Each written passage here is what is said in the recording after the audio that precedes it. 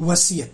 वसीयत शब्द की उत्पत्ति वसिया से हुई, जिसका तात्पर्य है इच्छा पत्र। जब किसी व्यक्ति द्वारा अपनी चल या अचल संपत्ति के बंटवारे या निपटारे की मौखिक अथवा लिखित रूप से इच्छा अभिव्यक्त की जाए तो उसे इच्छा पत्र या वसीयत कहा जाता है। वसीयत एक ऐसा अभिलेख है जिसके माध्यम से कोई व्यक्ति अपनी मृत्यु के पश्चात अपनी संपत्ति के बारे में इच्छा व्यक्त करता है कि उस संपत्ति का प्रबंध किस प्रकार किया जाए। फतवा ये आलमगीरी वसीयत की परिभाषा दिया गया है कि वसीयतकर्ता की मृत्यु हो जाने पर प्रभाव में आने वाले किसी विशेष वस्तु के मुनाफे, लाभ या वृत्ति में संपत्ति के अधिकार का दान। इस प्रकार वसीयत किसी व्यक्ति की अपनी संपत्ति संबंधी इरादे की कानूनी घोषणा है जिसे वह अपनी मृत्यु के बाद क्रियान्वित करना चाहता है। भारतीय उत्तराधिकार अधिनियम की धारा 2 के अनुसार वसीयत का तात्पर्य उस घोषणा से है जिससे कि व्यक्ति अपनी संपत्ति के निस्तारण की व्यवस्था करता है और वह इच्छा करता है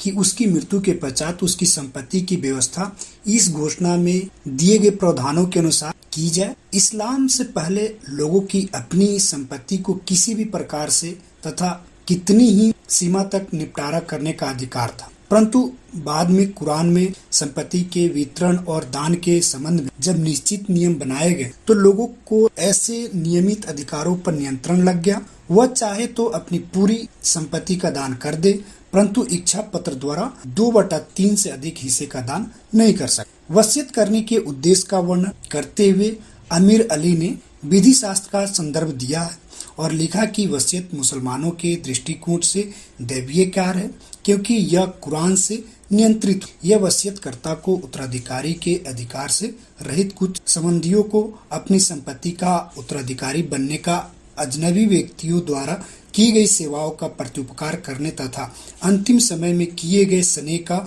उपकार करने का अवसर देती। इस प्रकार वसीयतकर्ता को कुछ सीमा तक उत्तराधिकार के कानून में सुधार करने का उपाय है। पैगंबर ने कहा कि प्रत्येक मुसलमान को अपनी मृत्यु के बाद संपत्ति के वितरण की व्यवस्था करनी चाहिए तथा जब तक वह वसीयत न लिख ले उसे रात में भी नहीं सोना चाहिए। मुस्लिम विधि की नीति है कि मुसलमान लोग अपनी पूरी संपत्ति का भी दान कर सके, परंतु इच्छा पत्र द्वारा अपनी संपत्ति का केवल 1/3 हिस्सा ही कर सकते। इसके बाद हम जानेंगे वसीयत कौन कर सकता है।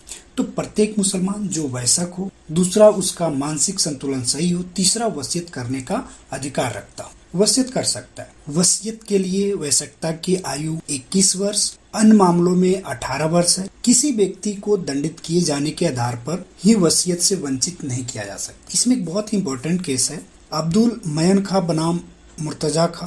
यह ईयर 1991 के मामले में पटना हाई कोर्ट ने यह कहा कि कोई मुसलमान जो स्वस्थ माइंड का है तथा बालिग है अपने संपत्ति के निस्तारण करने के लिए वैध वसीयत कर। वैध वसीयत का विशेष प्रारूप वसीयत करने के लिए आवश्यक नहीं है। एक मामले में मुस्लिम विधि द्वारा नियंत्रित नाबालिगों की ओर से न्यायालय ने वाद दायर किया गया कि उनके हिस्से में 4/5 तक के हिस्से के ऊपर विक्रय पत्र को निरस्त किया जाए, जो कि उनकी ओर से उनके संरक्षक के निष्पादित किया था। प्रश्न यह था कि क्या ऐसे विक्रय पत्र को निरस्त किया जा सकता है और क्या वह मर्यादा विधि की धारा 34 के अधीन वादित है। इस प्रश्न पर हाई कोर्ट ने निर्णय दिया कि विधि में ऐसी कोई व्यवस्था नहीं है जिसके अनुसार किसी विक्रय पत्र को निरस्त करने से मना किया जा सके, चाहे वह स्वयं से शून्य ही क्यों न हो। इसके बाद हम जानेंगे धर्म त्याग किए व्यक्ति द्वारा की गई वसीयत। तो धर्म त्याग द्वारा की गई वसीयत मान होगी अथवा नहीं, इस विषय पर मतभेद है। सुन्नी संप्रदाय के मालिकी कानून के अनुसार धर्म त्याग करने वाले व्यक्ति द्वारा की गई वसीयत अमान्य होगी। हनाफी कानून के अनुसार ऐसी वसीयत मान होगी बशर्ते कि जिस संप्रदाय से वह व्यक्ति ने धर्म त्याग किया हो उसके कानून के अनुसार यह वैध। इसके बाद हम जानेंगे दिवालिये द्वारा किया गया वसीयतनामा। किसी दिवालिये द्वारा किया गया वसीयतनामा वैध नहीं होता क्योंकि वसीयत करने की पहली शर्त यह है कि वसीयतकर्ता उस संपत्ति का स्वयं मालिक। यदि संपत्ति के परिसमझ कम होंगे और आधार अधिक हो तो वसीयतनामा उस समय मान्य। जब तक संपत्ति सारे ऋण और आभारों से मुक्त न हो जाए ऐसे व्यक्ति की वसीयत जिसे मृत्यु दंड दिया गया वसीयत मान्य है। किसी अपराध के लिए दिया गया मृत्युदंड उसे वसीयत करने के अधिकार से वंचित नहीं कर सकता। इसके बाद हम जानेंगे वसीयत का रद्द होना। वसीयत को मौखिक लिखित रूप से घोषणा करके वसीयतकर्ता द्वारा किया जा सके। यदि वह चाहे तो कोई इस प्रकार का कार्य करके वसीयत को रद्द कर सकता है जिससे कि उसके ऐसा करने की इच्छा अभी हो। जैसे कि पहला है, वसीयतकर्ता किसी भूमि की वसीयत करने के बाद उस पर मकान बनवा ले तो वसीयत स्वयं रद्द हो जाएगी। दूसरा है, वसीयत किए गए मकान को बेच दे या किसी अन्य व्यक्ति को दान कर दे। तीसरा है, वसीयत की गई संपत्ति का स्वरूप ही बदल जाए।